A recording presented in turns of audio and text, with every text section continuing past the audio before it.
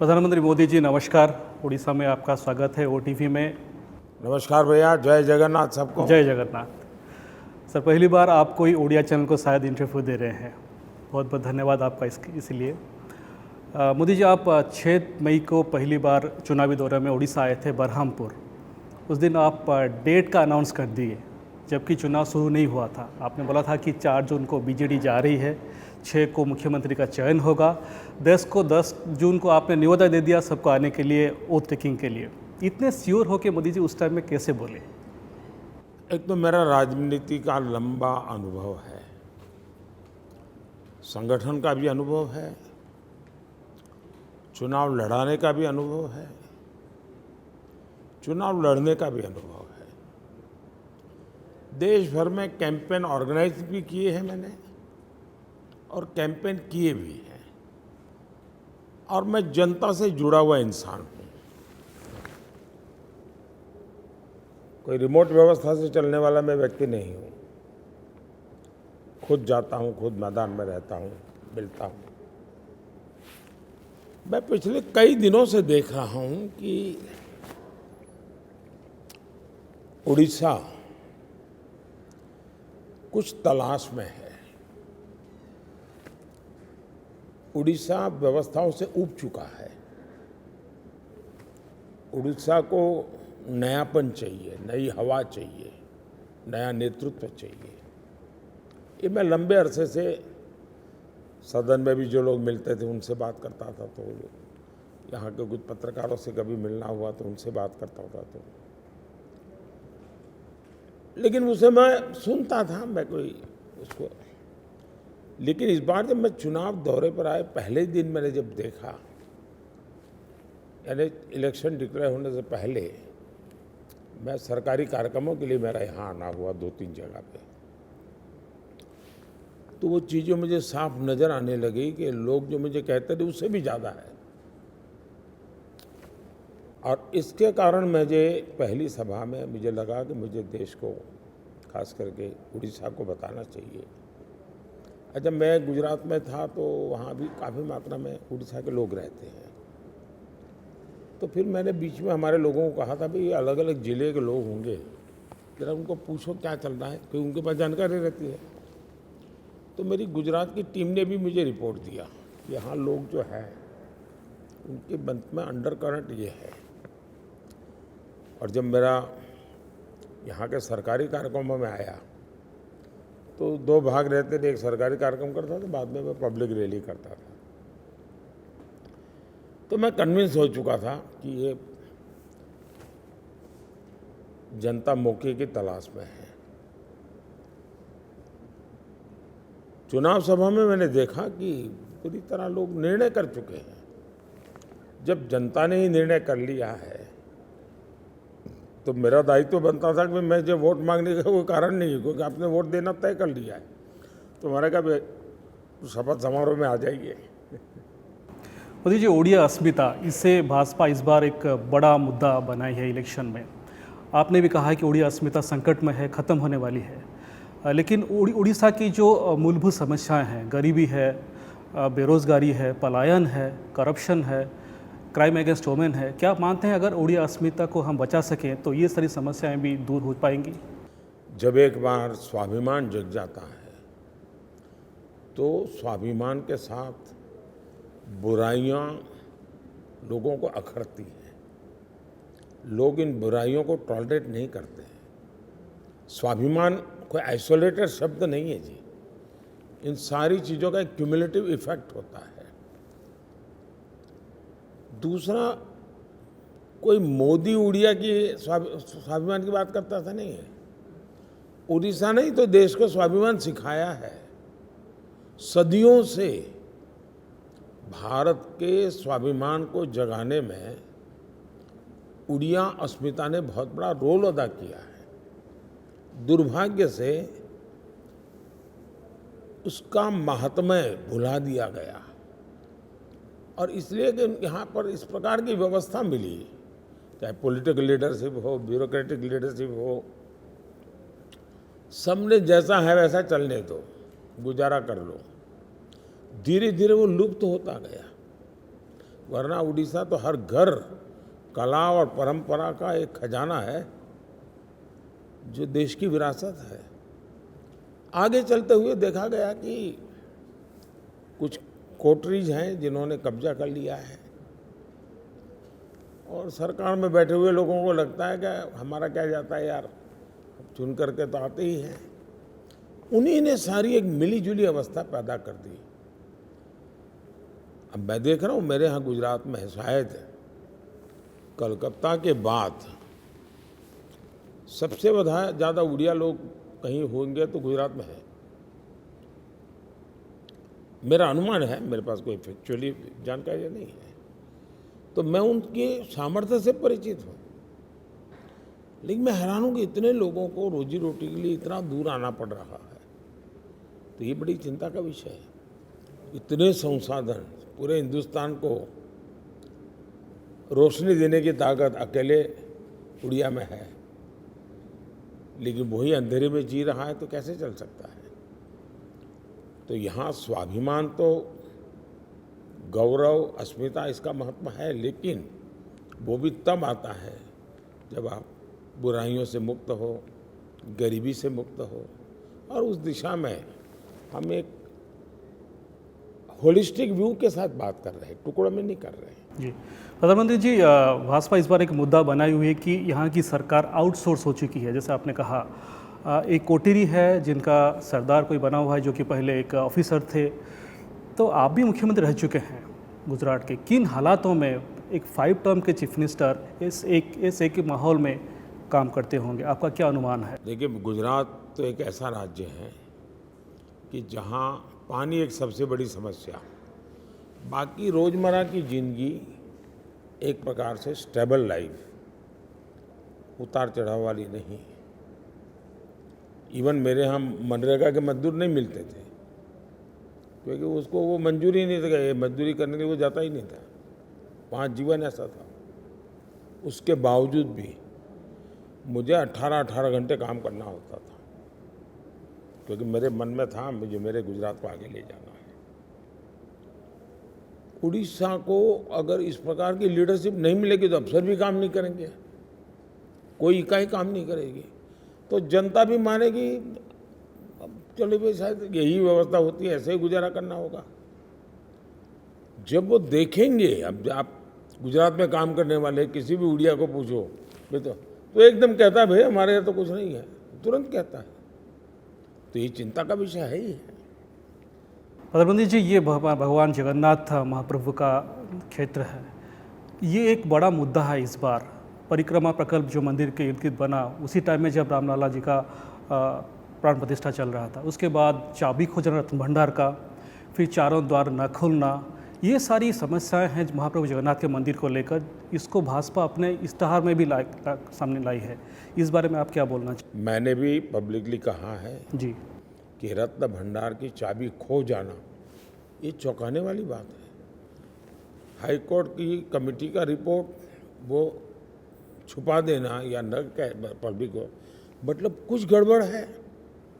और भगवान जगन्नाथ जी के प्रति श्रद्धा सिर्फ उड़ीसा में रहने वाले लोगों का ऐसा है नहीं है, हिंदुस्तान भर में है। और मैं तो अहमदाबाद से रहा हूँ, अहमदाबाद में जगन्नाथ जी का मंदिर है, वहाँ जगन्नाथ जी की रथ यात्रा निकलती है। और मैं हमेशा कहता हूँ अगर गरीबों का कोई देवता है तो वो जगन्नाथ है, कोई भी इसको सहन नहीं कर पाएगा। दूसरा, जहाँ तक क्राउड मैनेजमेंट का विषय है, ये तो सरकार की जिम्मेवारी है जी। आज काशी में पहले जहाँ 5,000 10,000 लोग आते थे, आज 1.5-2 लाख लोग आते, तो वहाँ मैनेजमेंट हुआ। लोग आ रहे हैं, आराम से दर्शन करते हैं, पूजा पाठ करते हैं, चले जाते हैं। तो हमने ये हिंदुस्तान भर से यहाँ लोग आते हैं, ये भारत के लिए अत्यंत महत्व का तीर्थ क्षेत्र है जी। उसमें तो हमने हर प्रकार की व्यवस्थाएं करनी चाहिए। वो नहीं हो रही, उसका कारण क्या है? कारण ये है कि सरकार खुद जो होता है होने दो, चलती है चलने दो, उस मिजाज की है। प्रधानमंत्री जी, गवर्नमेंट स्कीम्स को लेकर यहाँ पर काफ़ी अरसे से एक विवाद चला आ रहा है। पहले जो केंद्र की जो स्कीम्स थी उससे यहाँ की सरकार अपने छापा लगाकर बोलती आ रही कि ये हमारा स्कीम है, उसे लेकर फिर उसे बदला गया। लेकिन अभी इलेक्शन के चुनाव के दौरान ये बोला जा रहा है अगर यहाँ भाजपा की सरकार आती है तो हमारे जो पॉपुलर स्कीम्स हैं उसे बंद कर देंगी। इसे लेकर आप क्या कहेंगे? मैं नहीं मानता हूँ वो जनता के गले उतार सकते हैं। ये बात सही है कि उस समय उन्होंने इस प्रकार से अपने स्टिकर चिपका दिए और चिपर चकता लोगों, लेकिन जब अब बीजेपी के लोग मैदान में जा रहे हैं, उनको समझा रहे हैं, मैं पब्लिक मीटिंग में कह रहा हूँ, अब आयुष्मान योजना, अब यहाँ के लोगों से अन्याय कर रहे हैं वो लोग। अगर आयुष्मान योजना उनके लिए होती तो यहाँ का कोई भी व्यक्ति मानो गुजरात में है या महाराष्ट्र में है या तमिलनाडु में है, वहाँ उसको कुछ तकलीफ होती तो भी उसको बेस्ट अस्पताल का लाभ मिलता है। उड़ीसा की जनता के साथ अन्याय किया है। और जहाँ सबसे ज़्यादा पलायन है वहाँ दो चीज़ें बहुत उपयोगी है। एक, one nation one ration card, दूसरा आयुष्मान योजना। और कितना ही पॉलिटिकल विरोध क्यों न हो, इन दो चीज़ों में कभी भी पीछे नहीं रहना चाहिए। लेकिन दुर्भाग्य है कि व्यक्तिगत प्रतिष्ठा के मोह में या कुछ लोगों का वेस्टेड इंटरेस्ट होगा, इतने बड़ी जन सुखाकारी की योजना को नकार दिया गया। प्रधानमंत्री जी, पूरे देश में अभी कुछ महीनों से एक विवाद चला आ रहा है कि मोदी सरकार अपने अपोनेंट के खिलाफ सेंट्रल एजेंसी को लगा रही है, सीबीआई, ईडी को लेकर। लेकिन यहाँ पर कहानी कुछ दूसरा है। 20 लाख से ज़्यादा चिटफंड के विक्टिम यहाँ पर हैं, लेकिन 2013 से उन्हें न्याय नहीं मिल रही है। सीबीआई यहाँ पर इतना एक्टिवेट नहीं हो पा रही है, तो इसे लेकर उन विक्टिम्स को आप क्या बोलना चाहेंगे? सीबीआई पूरी तरह एक्टिव है। काफ़ी लोगों के यहाँ छापेमारी भी होती रहती है, उसके लिंक भी ढूंढे जा रहे हैं। और सेंट्रल एजेंसी स्वतंत्र हैं, हम उसमें इंटरफेयर नहीं करते हैं। वे पूरी तरह अपना काम कर रहे हैं और मैं मानता हूं कि जो गरीबों का पैसा है वो पैसा वापस उनको मिलना चाहिए। इस विषय में हम कमिटेड हैं। उसमें जो फंसे हुए हैं वो काफ़ी बीजेडी से लिंक्ड है। हम पूरी तरह उसमें कमिटेड हैं कि हम इसके पीछे पड़ेंगे, उनकी संपत्तियां जब्त करेंगे और जिसका पैसा है उसको मिलना चाहिए, वो मिलना चाहिए। प्रधानमंत्री जी, इससे जुड़ा हुआ मेरा दूसरा सवाल है, कांग्रेस के जितने भी बड़े नेता यहाँ कैंपेन करने आ रहे हैं, सभी का ये कहना है कि यहाँ पर देखिए ये सब नहीं हो रहा है क्योंकि कोई भीतरी दोस्ती है बीजेपी और बीजेडी के बीच में, जो अभी लड़ाई हो रहा है लेकिन इलेक्शन बाद फिर से हाथ मिला लेंगे, इसलिए तो गठबंधन की बात चल रही थी। ये कांग्रेस पार्टी के पास कोई एजेंडा नहीं है और मुझे लगता है कि वो नवीन बाबू के खिलाफ कुछ बोलने को तैयार नहीं है। यहाँ की सरकार की जो बुराइयां हैं इसके लिए कुछ बोलने को तैयार नहीं है और इसलिए वो बीजेपी को गाली देने के लिए, ये हकीकत में यहाँ चुनाव भारतीय जनता पार्टी के खिलाफ बोलने का कोई कारण ही नहीं है। यहाँ उन्होंने स्टेट गवर्नमेंट के खिलाफ, स्टेट का चुनाव है, लेकिन वो बचने से बोलने से बचते हैं। इसका मतलब कि साठगांठ उनकी है। हम तो खुलेआम कह रहे हैं कि सरकार हमारी बनने वाली है। मोदी जी, ये भी कहा जा रहा है कि ठीक है आपके नेतृत्व में इलेक्शन लड़ा जा रहा है, लेकिन यहाँ मुख्यमंत्री का चेहरा कौन है? नवीन जी जैसे बड़े कद के नेता हैं, इसीलिए क्या भाजपा हेजिटेट कर रही है कोई मुख्यमंत्री चेहरा को सामने लाने के लिए कि उसका असर पड़ जाए वोट शेयर के ऊपर? मैं नहीं मानता हूँ कि अब देश की जनता इतने सालों के बाद और उड़ीसा की जनता इतने सालों के बाद ऐसे भ्रम में रहेगी।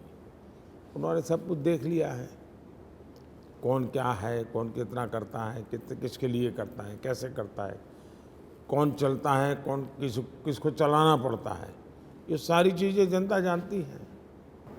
तो मुख्यमंत्री के चेहरे के लेकर यहाँ पर कोई समस्या नहीं है, काफ़ी सारे एबल लीडर्स हैं आप मानते हैं? हम चुनाव जब लड़ते हैं ना तो कमल ही हमारा हर प्रकार से कैंडिडेट होता है, हमारा सिंबल है।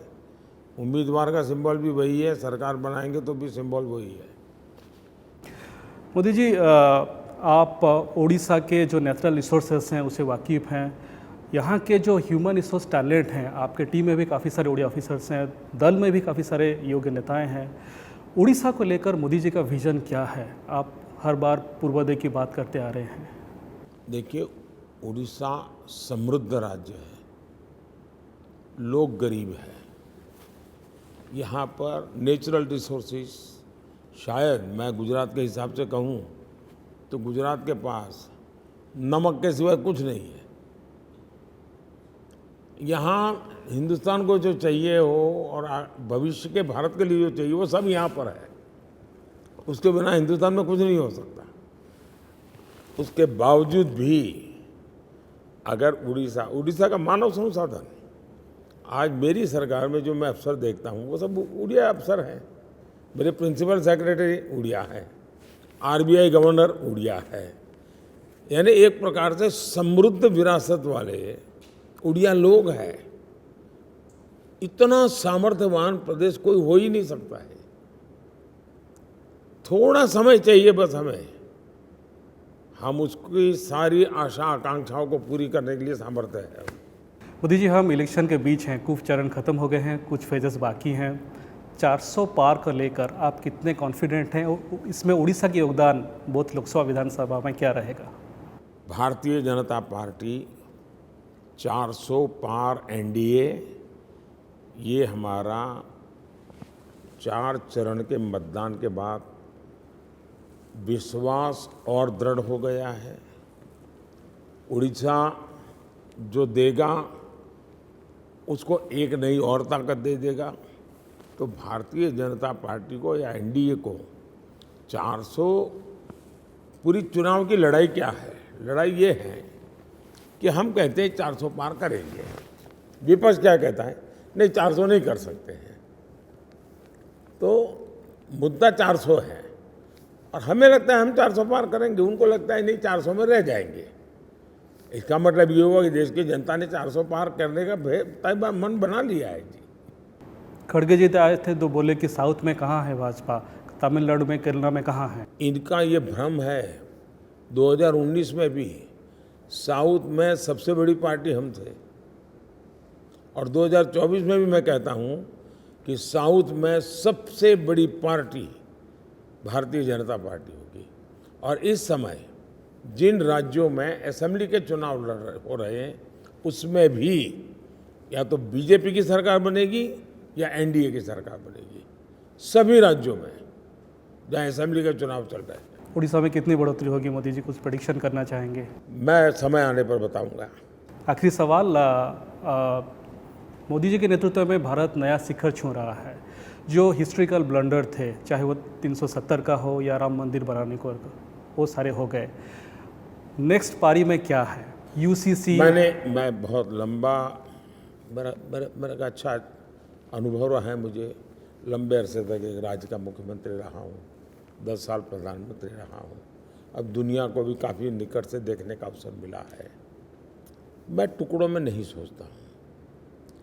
जब देश की आज़ादी के 75 साल हो रहे थे तभी मेरे मन में था कि 75 साल एक टर्निंग पॉइंट है।